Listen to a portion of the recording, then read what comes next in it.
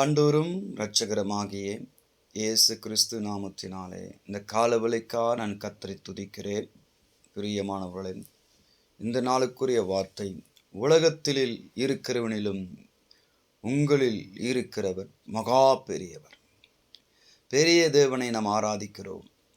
எல்லா விதத்திலும் அவர்தான் பெரியவர். நம்முடைய வாழ்க்கையில் எதெல்லாம் நம்ம பெருசு, உலகத்தை பார்த்து நம்ம பெருசு நினச்சிட்டு இருக்கிறோம்.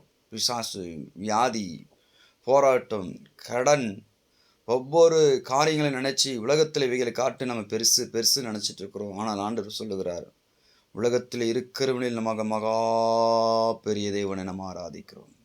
அன்பானவர்களே, அவன் வாழ்க்கையில் பெரிய தேவனை நீ ஆராதித்து கொண்டிருக்கிற நீ அப்படி பாரு, விசுவாசி. உன் வாழ்க்கையில் அப்படியே பெரிய காரியம் நடக்க போகிறது. நம்பு, நிச்சயமாய் பெரிய காரியம் நடக்கும். உலகத்தில் வேதம் சொல்லுகிறது, யோனாவை காட்டிலும் பெரியவன், சாலோமோனை காட்டிலும் பெரியவன், தேவாலயத்தை காட்டிலும் பெரியவன்.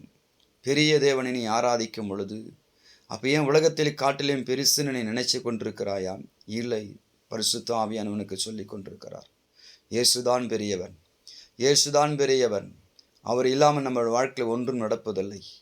பெரிய தேவனை ஆராதிக்கும் பொழுது உன் வாழ்க்கையில் பெரிய பெரிய பெரிய காரியங்கள் நடக்கும். ஒருவேளை இப்போ நடக்காமல் இருக்கலாம், ஆனால் நாளைக்கு நடக்கும், இல்லை இன்றைக்கு நடக்கும். கர்த்தர் செய்ய வல்லவர், வாக்கு தத்துவங்களை பண்ணுகிறவர். அவர் மகா பெரிய தேவனாய் இருக்கிறார், நிறைவேற்றவும் வல்லவராய் இருக்கிறார்.